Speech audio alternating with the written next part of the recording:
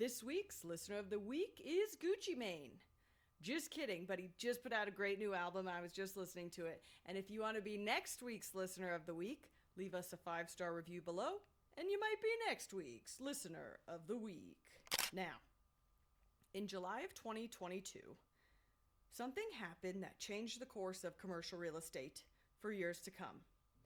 And what happened was interest rates went up, and this severely impacted the debt markets to the point where a lot of deals had to stop, right? If you are working on a development or a deal where the return is 6%, and then all of a sudden your interest rate is 7%, you're losing money.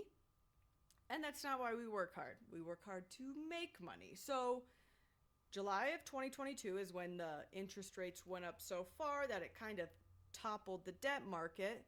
Then there's also been a ton of issues thereafter with banking. And as a result, banks are being really, really conservative in their lending on properties right now. If you go to your downtown, you look at a beautiful big old office building, there is a very high % chance you could not get a bank to give you money for that building. 4 years ago, it was a completely different world. So a lot of people are thinking right now, well, banks are too scared to finance, so I can't buy deals, right? And as a result, a lot of buyers are leaving the picture entirely. And the folks who are sitting on the sidelines waiting for the right deals to come are the ones who are going to win. Why? Because there is something in their back pocket. And what that is seller financing. So you're like, what's seller financing? Well, seller financing is when the seller of a property plays bank instead of a banker. And this is a scenario that can be really, really beneficial to the buyer and the seller. And what we're seeing in 2023 and 2024 right now is that this is probably the best time in your life to do seller financing. And it's becoming really, really opportunistic because people don't understand that it's an option. And as a result, the buyer pool is lower, but there's still properties that need to be sold and bought. And that's when the creative buyers are stepping in, right? I talk about this all the time. Commercial real estate is a creative sport. If you just do, if you are not willing to be creative to see a deal through, you will not get that deal done. And that's why we are seeing so many people leaving the industry and the sidelines altogether. Now, cue seller financing. And it's like, okay, well, what are the terms for seller financing? Great question. And then my answer is negotiable, right? Like we talk about, everything in commercial real estate is negotiable, and so are seller financing terms. So, high level, when a seller finances a property, one, the process for selling the property is way faster, right? When you're dealing with a bank and you're jumping through all these loopholes, they want your first child, your last child, and then every paper you've ever put out in between, right? Dealing with banks are a pain, 1.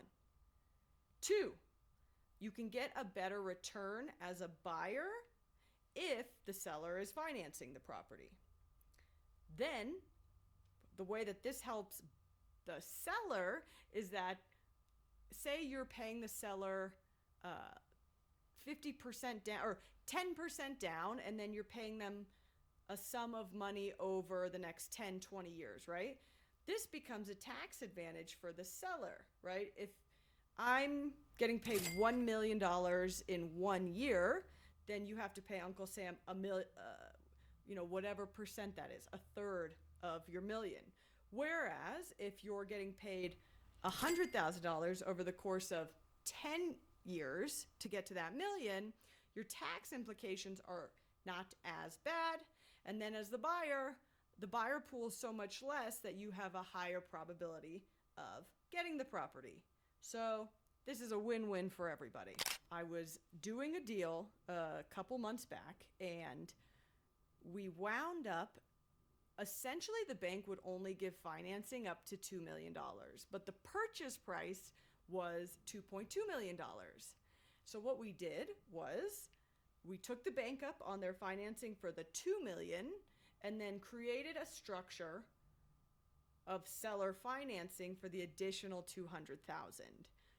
It was totally out of pocket. The deal would not have gone through had we not done that. But once we figured out this seller financing option, everybody was happy and everybody won. So the banks may be uncertain, but you don't have to. If you have any questions, DM me at Aviva Real Estate. And if you want to get started in commercial real estate, head down to my show notes for my free guide, How to Get Started in Commercial Real Estate. We'll see you next week. Ready to shatter your glass ceiling while creating legacy and financial freedom?